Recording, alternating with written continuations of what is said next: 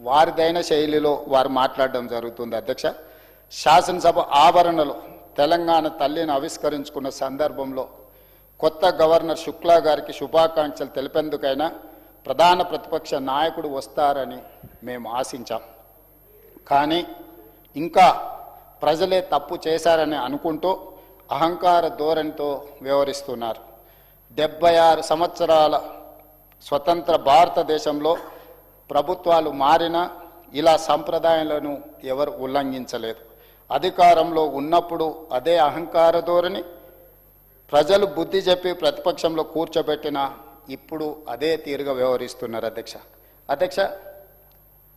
బాధాకరమైన విషయం, ప్రధాన ప్రతిపక్ష నాయకుడు ఈ తెలంగాణ రాష్ట్రానికి కొత్త గవర్నర్గా శుక్లా గారు బాధ్యత తీసుకున్నప్పుడు వారికి శుభాకాంక్షలు తెలియజేయడానికి, వారిని అభినందించడానికి తప్పకుండా ఈ సభకు హాజరవుతారని 4 కోట్ల తెలంగాణ ప్రజలు ఆశించారు అధ్యక్ష.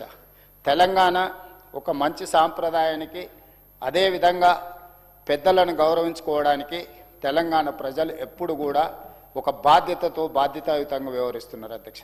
కానీ దురదృష్టవశాత్తు రాచరిక పోకడల్ని మర్చిపోక అధికారం కోల్పోయినా ఇంకా ప్రజాస్వామిక వ్యవస్థలకి రాకపోవడము, సభా సాంప్రదాయాలను గౌరవించకపోవడం అనేది ఇది మన తెలంగాణ గౌరవానికి, తెలంగాణ ప్రాంతానికి ఒక తీవ్రమైన మాయని మచ్చగా మిగిలిపోతుంది అధ్యక్ష. ప్రధాన ప్రతిపక్ష నాయకుడు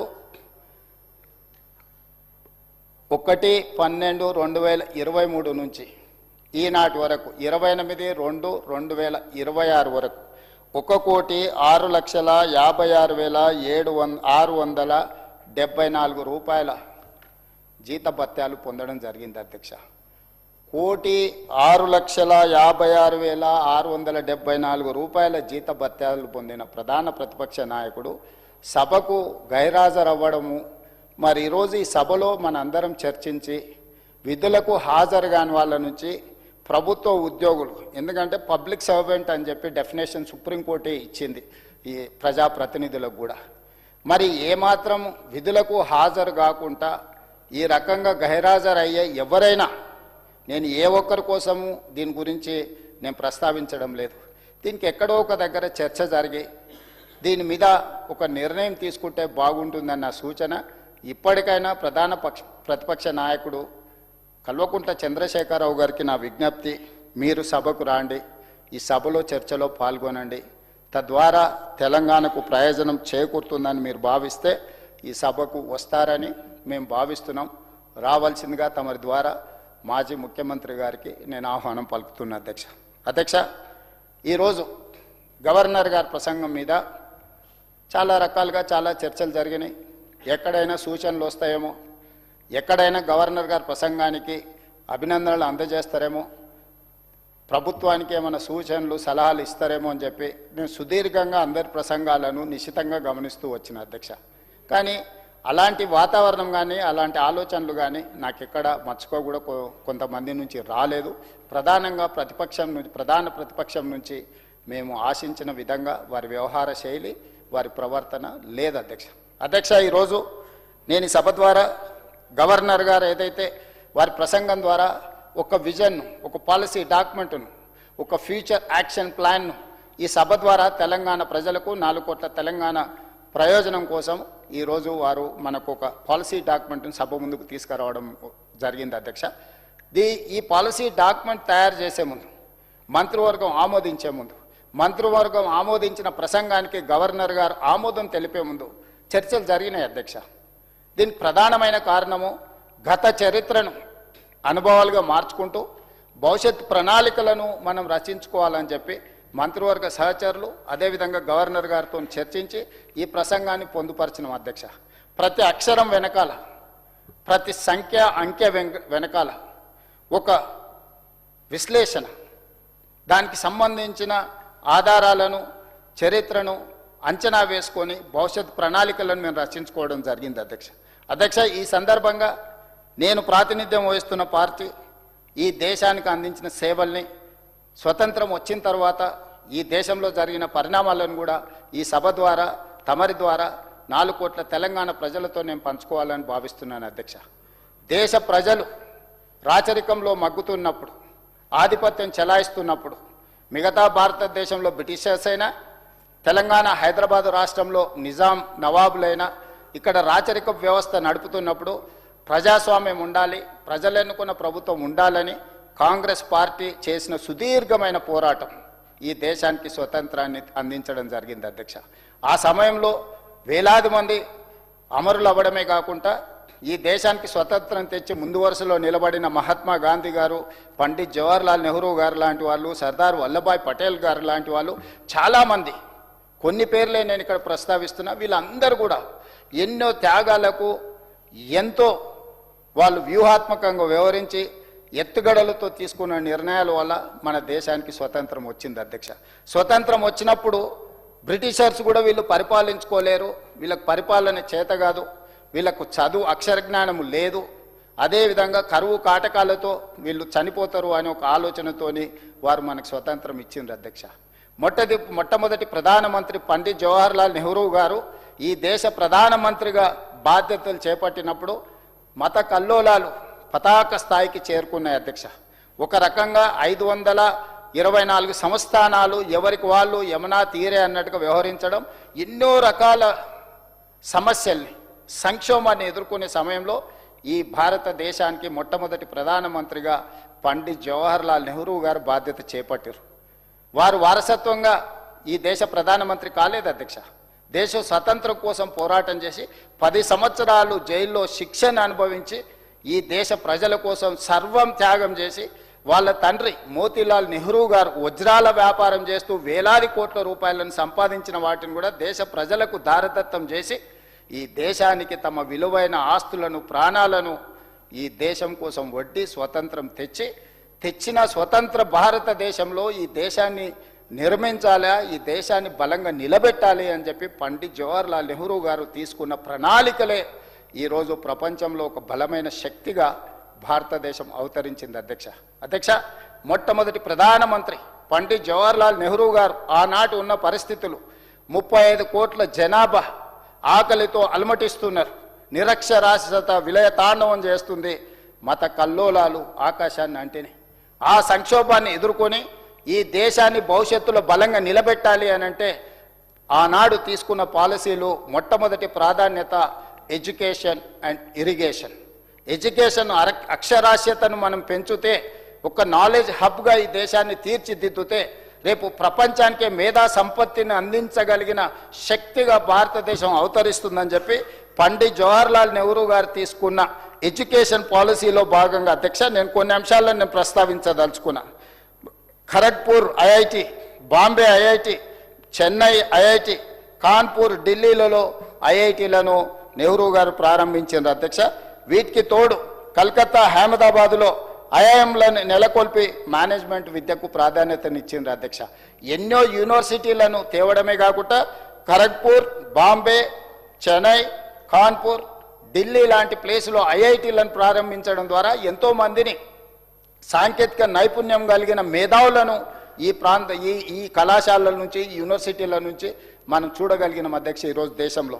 అదేవిధంగా ఐఐఎంలకు సంబంధించి కూడా మనకు కలకత్తా, అహ్మదాబాద్లో ప్రారంభించి వాటికి ఒక బలమైన పునాది వేసి ఒక నాలెడ్జ్ హబ్గా ప్రతి పేదవాడికి విద్యను అందించాలన్న లక్ష్యంతో ఈరోజు భారతదేశంలో ఏ ప్రాంతానికి వెళ్ళినా, తండాలలో, గూడాలలో, మారుమూల పల్లెల్లోకి వెళ్తే కూడా పాఠశాలల నుంచి, ప్రాథమిక విద్య నుంచి ఉన్నత విద్య వరకు ఈరోజు విద్యా వ్యవస్థ భారతదేశాన్ని మొత్తానికి అందించగలిగినామంటే ఆనాడు పండిత్ జవహర్లాల్ నెహ్రూ గారు విద్య పట్ల వేసిన ప్రణాళికలే ఈరోజు భారతదేశంలో ఒక నాలెడ్జ్ హబ్గా మారింది అధ్యక్ష.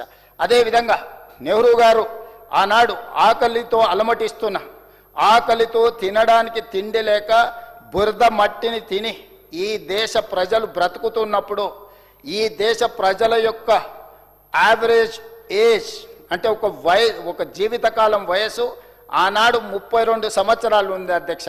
అంటే ఈ దేశంలో పుట్టినవాడు యావరేజ్ వాళ్ళ లైఫ్ స్పాన్ అనేది 32 సంవత్సరాలు ఉండే అధ్యక్ష. అట్లాంటి పరిస్థితి నుంచి జవహర్లాల్ నెహ్రూ గారు కట్టిన ప్రాజెక్టులను ఈరోజు మనం గుర్తు చేసుకోవాల్సిన అవసరం ఉంది అధ్యక్ష. బాక్రానంగల్ నుంచి మొదలు పెడితే నాగార్జున సాగర్, శ్రీశైలం, శ్రీరామ్ సాగర్ లాంటి ప్రాజెక్టులను అటు బెంగాల్ నుంచి మొదలు పెడితే ఉత్తరప్రదేశ్, రాజస్థాన్, ఒడిస్సా లాంటి ఎన్నో రాష్ట్రాలలో పెద్ద పెద్ద సాగునీటి ప్రాజెక్టులను వారు నిర్మించడం ద్వారా, హరిత విప్లవం రావడం ద్వారా ఈ దేశంలో ఆకలిని తీర్చడమే కాదు, సరిపోయిన ఆహార ఉత్పత్తి నుంచి ఈనాడు ఇతర దేశాలకు ఆహార ధాన్యాలను ఎగుమతి చేయగలిగినంత స్థాయికి భారతదేశం చేరింది అనంటే ఆనాడు మొట్టమొదటి ప్రధానమంత్రి పండిత్ జవహర్లాల్ నెహ్రూ గారు ఇరిగేషన్ పట్ల, ఈ దేశ ప్రజల యొక్క ఆకలి పట్ల తన యొక్క ప్రణాళికను రచించి ఈ ప్రాజెక్టులను నిర్మించడం వల్ల ఎడ్యుకేషన్, ఇరిగేషన్లో ప్రపంచంలోనే ముందు స్థానంలో ఈరోజు భారతదేశాన్ని నిలబెట్టడం జరిగింది అధ్యక్ష. అదేవిధంగా అధ్యక్ష, శ్రీమతి ఇందిరాగాంధీ గారి హయాంలో బలమైన ముద్ర వేసిన ఇందిరాగాంధీ గారు ప్రధానమంత్రిగా బ్యాంకుల జాతీయకరణనే కాకుండా పేదవాడికి బ్యాంకింగ్ వ్యవస్థను అందుబాటులోకి తీసుకొచ్చింది ఇందిరాగాంధీ గారు. గరీబీ హఠావో నినాదం, రేషన్ సబ్సిడీ, ఎంఎస్పి, 20 సూత్రాల పథకాలు, రాజభరణాల రద్దు, ఇలా చెప్పుకుంటూ వెళ్తే ఇందిరాగాంధీ గారి చరిత్రలో ఎన్నో మైలురాళ్ళు దళితుల కోసం, గిరిజనుల కోసం, పేదవాడి కోసం, మైనారిటీల కోసం తీసుకున్న విప్లవాత్మకమైన నిర్ణయాలు ఈరోజు భారతదేశంలో దళితులు, గిరిజనులు, ఆదివాసీలు ఈరోజు తలెత్తుకొని నిలబడే స్థాయికి వాళ్ళు వచ్చింది అధ్యక్ష. భూమే ఆత్మగౌరవం, సొంత ఇల్లే మన కుటుంబం యొక్క గుర్తింపు. అలాంటి పేదవాడి గుడిసె నుంచి, తాటాకుల నుంచి సొంత ఇంటికి ఇల్లు ఇవ్వడమే కాదు, ఏమీ లేని పేదవాడికి ఇంటి పట్టాలను ఇచ్చి, ఇందిరమ్మ ఇండ్లను ఇచ్చి, అదేవిధంగా పేదవాడికి అసైన్మెంట్ పేర్ల మీద అగ్రికల్చర్ సీలింగ్ యాక్ట్ తీసుకొచ్చి జమీందారులు, జాగీర్దారులు, భూస్వాములు, దొరల దగ్గర వేలాది లక్షలాది ఎకరాల భూములు ఉంటే ఆ భూములను శ్రీమతి ఇందిరాగాంధీ గారు ప్రభుత్వం స్వాధీనం చేసుకొని ఈరోజు ప్రతి గ్రామంలో, మీరు ఏ గ్రామానికైనా వెళ్ళండి అధ్యక్ష, ఈ శాసనసభలో నాకు తెలిసి 90% దళితులు, గిరిజనులు ఎవరైతే శాసనసభ్యులు ఉన్నారో వాళ్ళ తాతలకో, వాళ్ళ ముత్తాతలకో, వాళ్ళ తండ్రులకో ఇందిరమ్మ ఇచ్చిన అసైన్మెంట్ భూములకు వాళ్ళు యజమానులుగా మార్చి ఆత్మ గౌరవంతో బ్రతకడానికి ఈరోజు పేదవాడికి భూమి ఇచ్చింది అని అంటే ఈరోజు ఇందిరాగాంధీ గారు ఆనాడు తీసుకున్న సాహసోపేతమైన నిర్ణయం అధ్యక్ష. మొదటి తరం నెహ్రూ, ఇందిరాగాంధీ గారి దేశానికి అందించిన సేవలు 40 సంవత్సరాలు, 1950 నుంచి 1990 వరకు 40 సంవత్సరాలు దాదాపుగా వీళ్ళు తీసుకున్న నిర్ణయాలు ఎన్నో రకాలుగా ఈ దేశంలో ఉండే పేదలను ప్రభావితం చేసింది. నిరుద్యోగ యువకులను, విద్యార్థులను ప్రభావితం చేయడంతో 1990 వరకు ఈ దేశం ఒక బలమైన ఆర్థిక వ్యవస్థగా నిలబడ్డది అధ్యక్ష. 1990 తర్వాత ప్రపంచంతో పోటీ పెరిగింది, ప్రపంచంతో పోటీ పడాల్సిన పరిస్థితి వచ్చింది, ఎన్నో సవాళ్ళను ఎదుర్కొనే పరిస్థితి, దేశం ఆర్థికంగా చితికిపోయింది. దేశ ఆర్థిక వ్యవస్థను పరిశీలించినప్పుడు భాండాగారంలో నిధులు లేవు, దేశం దివాలా అంచులోకి వెళ్ళిపోయింది. అప్పుడు తెలంగాణ బిడ్డ, మంతని శాసనసభ నియోజకవర్గం నుంచి మా మిత్రులు శ్రీధర్ బాబు గారు ఎక్కడి నుంచి అయితే శాసనసభ్యుడిగా ప్రాతినిధ్యం వహిస్తుండో ఆ శాసనసభకు ప్రాతినిధ్యం వహించిన ఒకనాటి ముఖ్యమంత్రి పివి నరసింహారావు గారు తెలంగాణ బిడ్డ 1991లో ప్రధానమంత్రిగా బాధ్యతలు చేపట్టి ఈ ఆర్థిక వ్యవస్థను, దేశంలో ఉన్న క్లోజ్డ్ ఎకానమీని ప్రపంచంతో పోటీ పడే విధంగా తీర్చిదిద్దాలి అని అంటే సరళీకృత విధానాలను తీసుకురావాలి. సరళీకృత విధానాలు అంటే liberalisation, privatisation, globalisation, foreign investment, direct ఇన్వెస్ట్మెంట్ను దేశంలోకి ప్రవేశపెట్టి ఈ దేశంలో ప్రపంచంలో ప్రఖ్యాతిగాంచిన పలు సంస్థలను ఆహ్వానించి పెట్టుబడులు పెట్టడానికే కాకుండా ఈ దేశంను తీర్చిదిద్దిండ్రు. మొదటి తరంలో నెహ్రూ, ఇందిరాగాంధీ గారు ఏ విధంగా అయితే ఒక గొప్ప పరిపాలనకు పునాదులు వేసిండ్రో, రెండవ తరంలో పివి నరసింహారావు గారు, మన్మోహన్ సింగ్ గారు తీసుకొచ్చిన సరళీకృత విధానాలు ఈ దేశాన్ని ప్రపంచంతో పోటీ పడే విధంగా బలమైన ఆర్థిక వ్యవస్థగా తీర్చిదిద్దింది అధ్యక్ష. ఒక గొప్ప విజన్, ఒక గొప్ప పాలసీ పెరాలసిస్ లేకుండా ప్రపంచంలో ఉండే గొప్ప గొప్ప సంస్థలకు ఒక నమ్మకం, విశ్వాసం కల్పించి వాళ్ళ పెట్టుబడులకు రక్షణ ఇవ్వడమే కాకుండా పెట్టుబడులకు లాభదాయకమైన ప్రాంతంగా రక్షణ ఉంది దేశంలో అని చెప్పి గొప్ప నమ్మకం విశ్వాసం కల్పించి ఆనాడు వారు 1990 నుంచి 2020 వరకు 30 సంవత్సరాలు పివి నరసింహారావు గారు, మన్మోహన్ సింగ్ గారు తీసుకొచ్చిన విధానాలు ఈరోజు ప్రపంచ దేశాలతో మనం పోటీ పడే పరిస్థితికి వచ్చినాం అధ్యక్ష. ఈనాడు సర్వీస్ సెక్టర్ ఫస్ట్ ఫేజ్లో ఎడ్యుకేషన్ అండ్ ఇరిగేషన్లో రాణించినాం. రెండవ తరలం సరళీకృత విధానాలతో ప్రధానమంత్రి పివి నరసింహారావు గారు, మన్మోహన్ సింగ్ గారు తీసుకున్న నిర్ణయాలతోని సర్వీస్ సెక్టర్లో ప్రపంచంలోనే గొప్పగా రాణించినాం. ఈరోజు సత్య నాదెండ్లనో, శంతను నారాయణో, ప్రేమ్జీ వచ్చవో, వరల్డ్ బ్యాంక్ చైర్పర్సన్ అజయ్ బంగాతో సహా, లేకపోతే సుందర్ పిచాయ్ కానీ ఇట్లాంటి వాళ్ళు ఈరోజు పెద్ద పెద్ద కంపెనీలకు సీఈఓలు అయినారని గొప్పగా చెప్పుకుంటున్నాం అధ్యక్ష. ఈరోజు ప్రపంచంలో రాణించిన దిగ్గజ కంపెనీలకు వేలాది కోట్ల రూపాయలతోని ఈరోజు ఉద్యోగాలు చేస్తున్న వాళ్ళు మన దేశ ప్రజలు, మన రాష్ట్రంలో చదువుకున్న వాళ్ళు. శంతను నారాయణ్, సత్య నాదెల్లా, అజయ్ బంగా, ప్రేమ్జీ వత్సవ్ హైదరాబాద్ పబ్లిక్ స్కూల్లో హైదరాబాద్లో చదువుకున్న విద్యార్థులు అధ్యక్ష. ఇట్లాంటి వాళ్ళు ప్రపంచ కంపెనీలకు ఈరోజు సీఈఓలుగా మారినారు. ఈరోజు ప్రపంచ కంపెనీలను మనం సిలికాన్ వ్యాలీకి వెళ్తే ఈరోజు తెలుగు వాళ్ళు ఏ కంపెనీలో చూసినా, ఎక్కడ చూసినా మన వాళ్ళు రాణించడానికి ప్రధానమైన కారణం పివి నరసింహారావు గారు, మన్మోహన్ సింగ్ గారు తీసుకొచ్చిన సరళీకృత విధానాలు. రాజీవ్ గాంధీ గారు మన దేశానికి ఇచ్చిన కంప్యూటరే మన భవిష్యత్తును మార్చింది. ఆనాడు పివి నరసింహారావు గారు, నేదురుమల్లి జనార్దన్ రెడ్డి గారు మొట్టమొదటిసారి హైటెక్ సిటీకి పునాది రాయి వేసిండ్రు. దాని కొనసాగింపుగా చంద్రబాబు నాయుడు, అటల్ బిహారీ వాజ్పేయి గారు దాన్ని పూర్తి చేసిండ్రు. ఈరోజు ప్రపంచంలో దిగ్గజాలైన ఐటీ కంపెనీలు హైదరాబాద్ నగరంలో హైటెక్ సిటీ కూతవేతు దూరంలో ఇన్ఫోసిస్, మైక్రోసాఫ్ట్, గూగుల్ లాంటి సంస్థలు, విప్రో లాంటి సంస్థలు, ఇట్లా నేను చెప్పుకుంటూ వెళ్తే కొన్ని వందల కంపెనీలు రావడానికి ప్రధానమైన కారణం పివి నరసింహారావు గారు, అదేవిధంగా డాక్టర్ మన్మోహన్ సింగ్ గారు. వాళ్ళు తెచ్చిన సరళీకృత విధానాలు ఈరోజు ప్రపంచ కంపెనీలకు మనం సీఈఓలుగా మారిన అధ్యక్ష. ఇది గొప్ప విజయమే, కానీ ఇది సరిపోదు. మనం ప్రపంచ కంపెనీలను మనం సృష్టించలేదు. గూగుల్ మనం సృష్టించలే, మైక్రోసాఫ్ట్ మనం సృష్టించలే, అడోబ్ మనం సృష్టించలే, యాపిల్ మనం సృష్టించలే. ఇట్లా చెప్పుకుంటూ వెళ్తే ఈ కంపెనీలను కనిపెట్టింది మనం కాదు, ఈ కంపెనీల యజమానులు మనం కాదు. ఆ కంపెనీలకు మనం సేవలు అందిస్తున్నాం. ఆ సేవలు అందించడానికి మనకి మేధా సంపత్తి ఉంది. కానీ ఈరోజు ఒక సునామీ రాబోతుంది. ఆ సునామీ పేరే AI, artificial intelligence.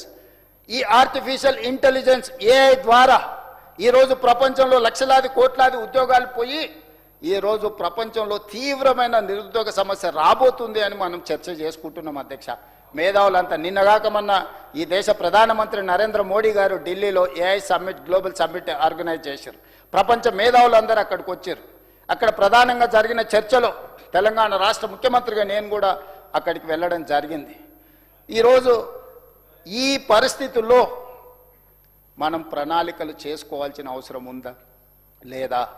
PV Narasimha Rao గారు, మన్మోహన్ సింగ్ గారు 30 సంవత్సరాలు నిరంతరం 1990 నుంచి 2020 సంవత్సరం వరకు యావరేజ్గా 30 సంవత్సరాలు వాళ్ళు తీసుకొచ్చిన విధానాల వల్ల ఈ దేశము, ఈ రాష్ట్రము ప్రపంచంలోనే ఒక బలమైన ఆర్థిక వ్యవస్థగా ఈరోజు మనం ఎదిగిన అధ్యక్ష. కానీ ఈరోజు మనం ఎదుర్కోబోతున్న సవాళ్ళను, ఈరోజు రాబోతున్న సునామీని ఏ విధంగా మనం ఎదుర్కోవాలి, నిలబడాలి, ఈ విపత్కర సమయంలో మనం ఏ విధంగా బలమైన శక్తిగా ఎదగాలి అన్న ఆలోచననే ఈనాడు తెలంగాణ రాష్ట్ర ప్రభుత్వం గవర్నర్ ప్రసంగం ద్వారా ఒక విజన్ డాక్యుమెంట్ను, ఒక పాలసీని ఈరోజు ఈ సభలో ప్రవేశపెట్టిన అధ్యక్ష.